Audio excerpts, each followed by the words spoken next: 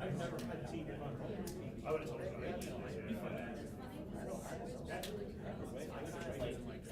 They are,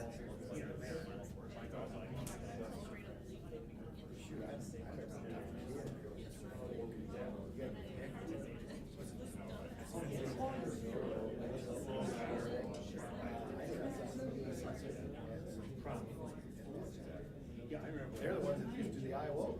When I was a kid, you know how now they pinpointed. That's the rumor. They're trying to 60 miles either side of the line, 70 miles west of Dodge, 70 to 40 miles east of Dodge.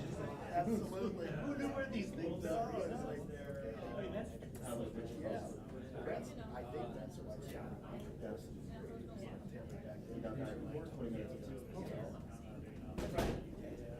How's it going? How are you? No, great. Yeah. Excuse me. It's like Groundhog Day. Just here, 12 months ago. All right, well, good afternoon, everyone. Thanks for coming out. We have Director of Athletics, Brian Hardin, here. He will provide an opening statement regarding Drake basketball, obviously with the announcement of head coach Ben McCollum taking the Iowa job today. So, Brian? Yeah, no, thanks, Jack. No, appreciate everyone being here. I really don't have too much of opening comments. I mean, it's just I am obviously disappointed with with coach not sticking around for more than a year, and sad for various reasons. But I'm so encouraged and optimistic about what the future looks like for this program, based off of the support of so many in our community and around the Drake fan base here. So I know that we're going to be able to find a terrific next coach. The interest just in the few hours here has been off the charts.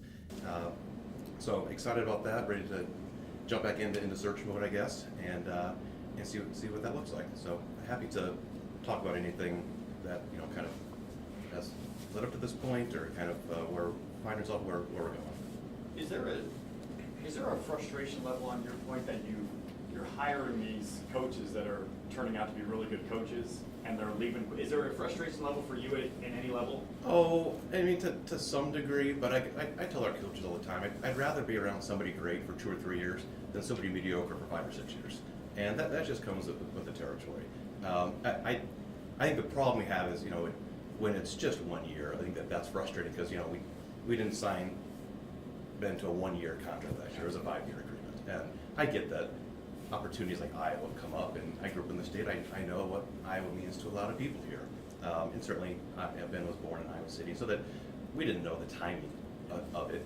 But I think that our program is in a great place right now. I think that we have so many supporters that have elevated kind of what Drake has become.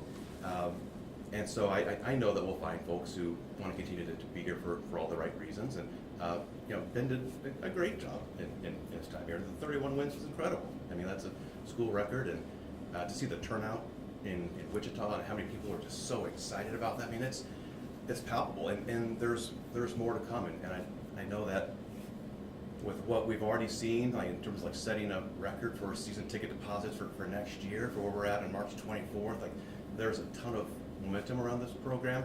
So yeah, I mean, brighter days are still ahead for us. I get the frustration not being able to keep good people, but I'd rather be replacing coaches because of all the success than replacing them because we haven't been successful. Because those memories and those experiences that we've been able to provide are so worth it. I mean, just think about what we've been able to do the last 5 years here. It's just been unheard of on the basketball side. It's not just basketball. We can go through almost all of our programs right now, and they're all creating these lasting memories for our student athletes, for our fans. And so I get that it stinks, but I also would rather be replacing coaches because we're winning as opposed to something because we're losing.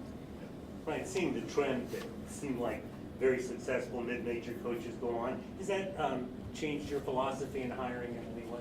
No, we're always going for the best person possible. Energy, passion, vision. You always start there with any opportunity to add someone to our staff in the department, and then we'll create traits and characteristics from there. We'll fall in love with criteria, not with candidates, and try to find the very best person. You know, if that means that somebody has great success and they have other opportunities, you know, it's our job to try to make this place as enticing so they don't want to leave. So, no, we're going to be always looking for the best person we can. Brian, Ben was obviously asked about this a few times last week.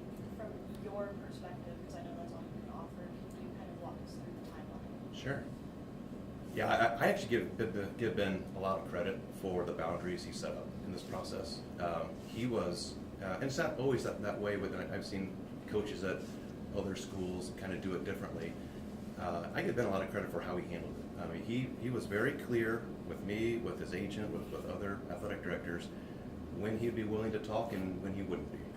And so, like, there was a clear example where there was a school who was in a hiring process who wanted to meet with him in person while we were in St. Louis during Arch Madness, and he said no, that he was there to coach his Drake team, and his agent said, you may lose this job over it, and he did.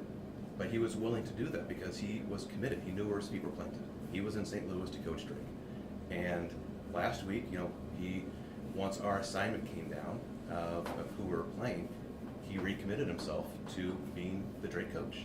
And so that is, I really do appreciate that, because it would have been easy, and we see a lot of coaches who will meet with athletic directors while they're out on an NCAA trip or other times, and you always wonder if it takes away from their preparation for that next game. That wasn't the case with that. And I give Beth credit too. I communicated with Beth last week, just trying to get an understanding of what her timeline was going to be, and she was very respectful of wanting to give, you know, Ben his space to focus on the magical year that we were having and letting that unfold. You know, Ben brought with him 4 guys from Northwest Missouri State. He brought in a whole new roster. Those guys all committed to Ben and were committed to Drake and doing things that hadn't been done before, and they achieved it. And Ben was able to keep his focus on that team and take us to heights that we've never seen before here, or at least not in a couple generations. So, so that part was great. In terms of like how things then unfolded after the fact, yeah. So, you know, we lost on Saturday. You know, I spoke with Ben's agent that night.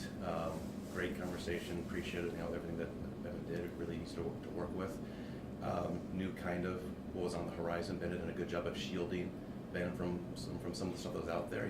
There were some schools that were certainly wanting his attention, and Evan protected Ben from that, which was terrific. And so then we left to come back, and you know, driving back, and nothing really unfolded till, you know, later in the day. I know there was a report out there like 10 a.m. on Sunday saying, oh, that a deal was being finalized. How could that? No, that was just wrong. I majored in journalism. I remember I saw that report, and I remember back to a class I took from Professor Thorne saying, it's better to be right than be first. And in that instance, there was someone who posted something about how they were finalizing a deal. No, Ben was landing in an airplane at 10 a.m. back to Des Moines from Wichita. That post was eventually correct, but at that time it was not correct. And that unfortunately impacted a lot of people on that Sunday. You know, when we land and our team turns their phones back on and everything blows up that their coach is finalizing a deal with Iowa, that wasn't true at that given time. Of course, it became true, you know, many hours or a day later, but at that specific moment, it wasn't. So Ben and I, we got together at his house yesterday, and we talked through just kind of where we're at with the program, what interested him about Iowa. Was there an opportunity for us to keep him here? We had amazing support from our fan base that allowed us to create a total package, unlike anything that we've done in Drake's history, unlike anything in the Missouri Valley Conference's history. In terms of, you look at 3 buckets of operational funds, how you travel, how you feed your team, you know, those type of the pieces that go in there. The personnel line, you know, how you pay your coaches, your assistant coaches, any support staff that are there. And then the 3rd bucket of whether you want to call it collective, NIL, shared revenue, that piece there.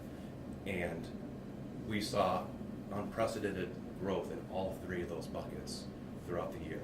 and really, especially like the last month or so, to the point that we were able to kind of put all that together, and it created a total package that was better than anything in our conference. And felt really good like that we had extended, we took our swing. We took our swing, and ultimately it didn't work out. But because we had so much support, and that's why I know that we will continue to have success, because that interest is there on so many different levels, and that's going to allow us to now have a great group of candidates for this position. So yeah, so we talked about that at his house on yesterday afternoon. He said he needed time to think about it. We texted late into the night.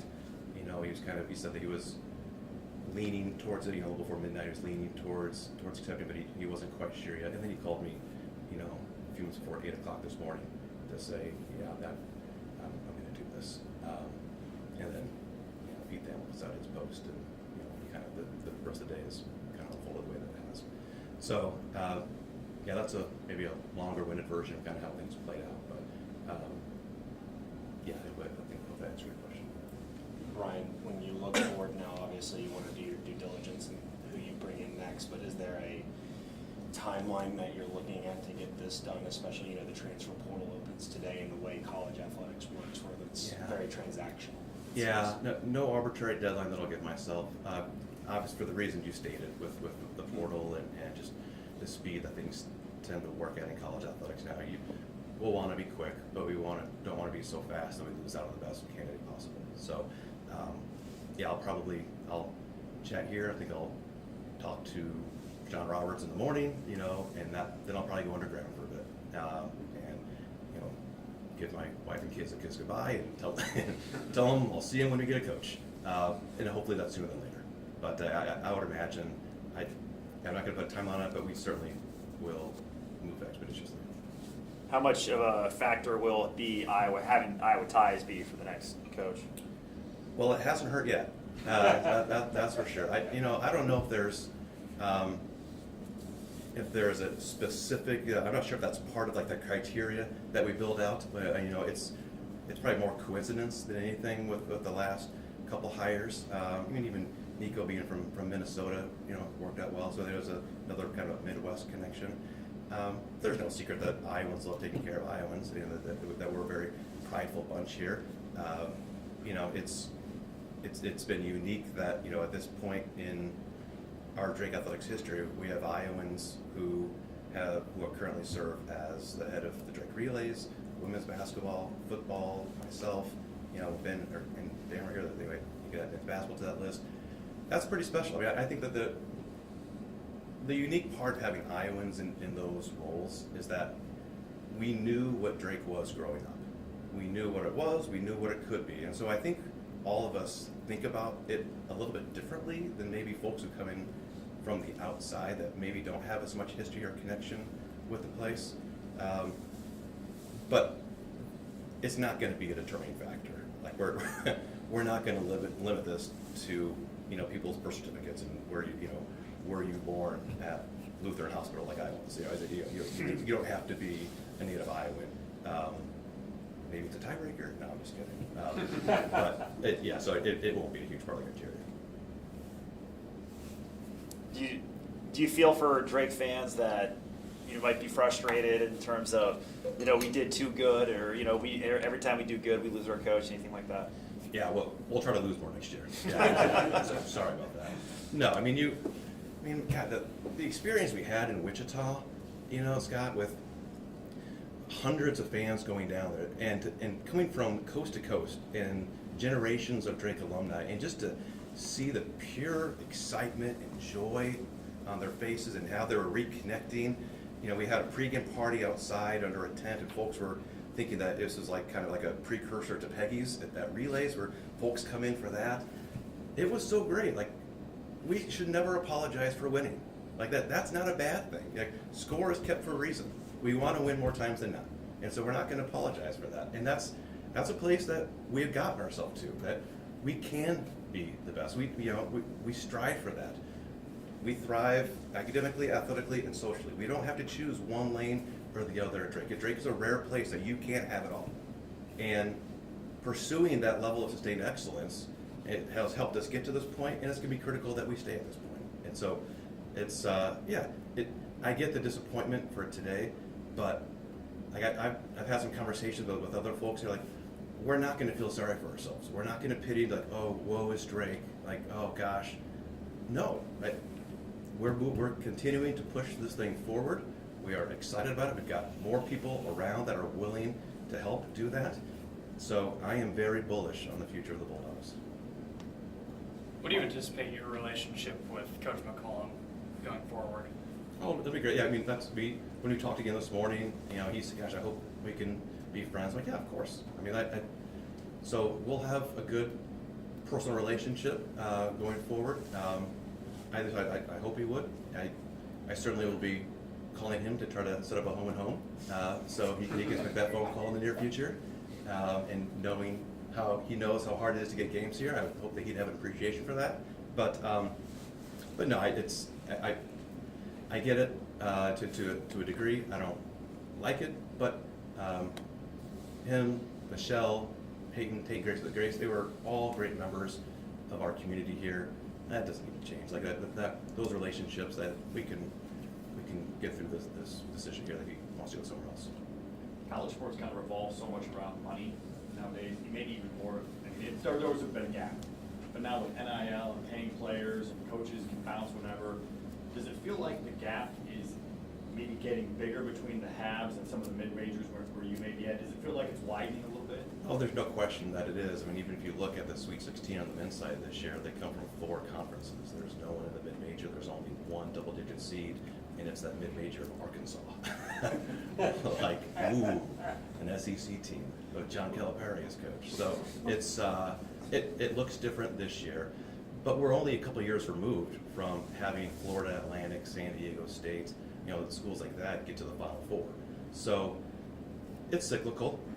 So that's where we find ourselves today. That's not where we found ourselves a couple of years ago. So it wouldn't shock me if, over the next couple of years that this cycle, reverts back around and there becomes a space for more of us in the Sweet 16 and beyond the tournament. What else?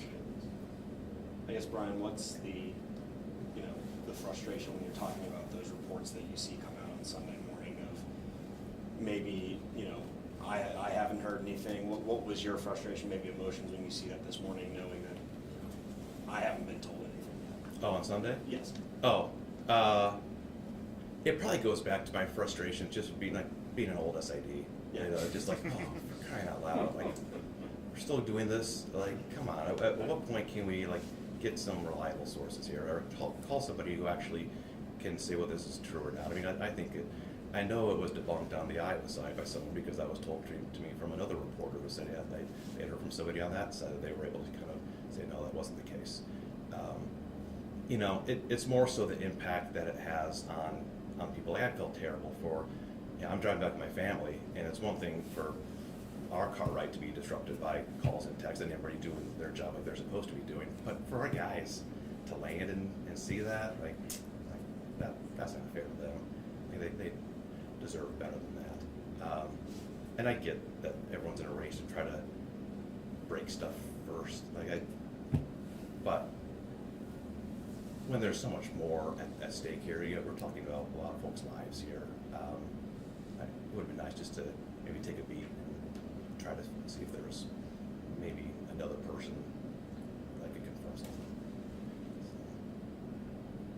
Do you feel like with the portal, a lot of people talk about, it's so bad, guys leaving for the uppers programs, but it's helped mid-majors too, Oh, yeah. in the fact that, so in that sense, building a roster, do you feel like the new coach, it's not as bad as it was 10 years ago, building a roster with everybody that's available, guys coming down? I mean, the list of folks who are going in today are off the charts. And so, as I was updating my document of my head coach, I got a Word document that I just kind of keep on my computer and have had to use more times than I would care to. But as I'm updating it with the criteria in there, one of the things I added just today was roster management. Your ability to, if if you lose players, how do you rebuild? What does that look like? And so going back and we'll say, all right, like in the Missouri Valley Conference last year, we had 16 players make first, second, or third team all conference. And I think 4 of them graduated and all but 1 transferred.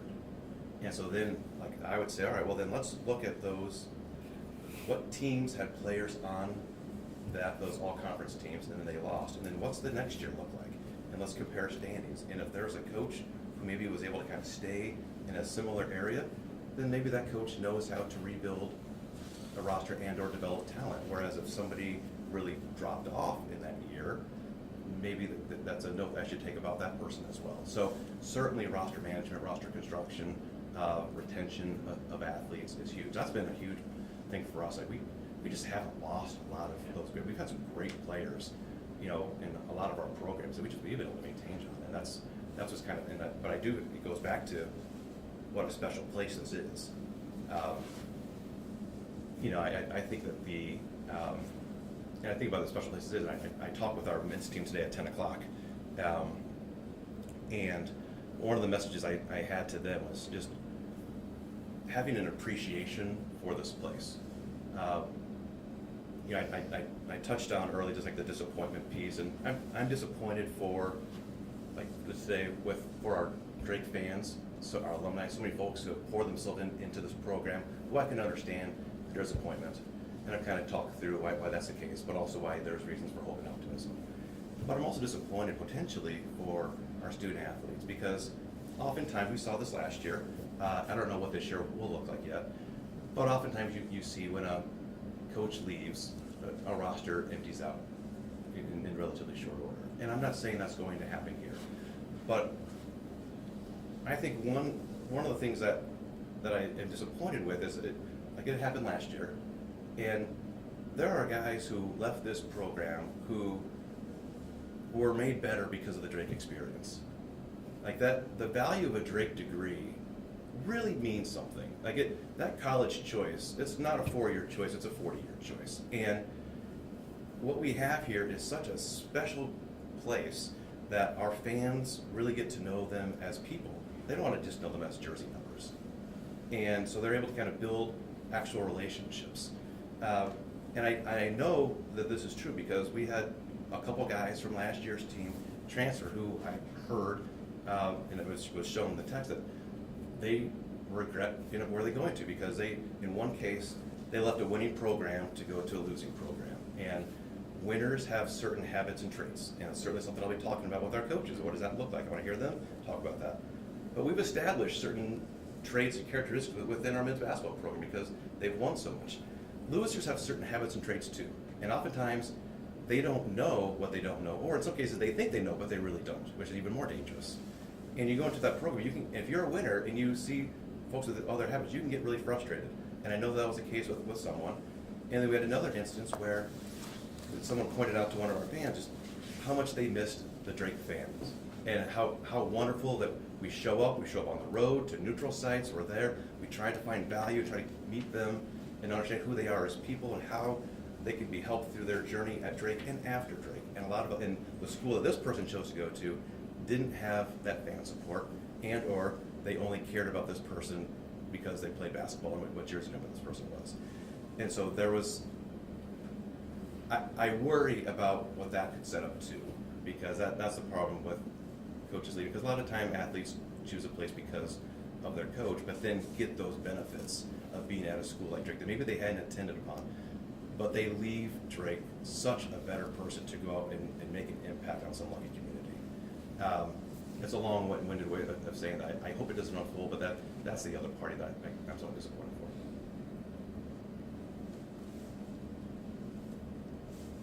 Any more questions? Okay. All right. Thanks, gang. Thanks, Brian. Thanks, Brian. Yeah, appreciate it. Oh man, I just stood right. What? I just stood right in front of you.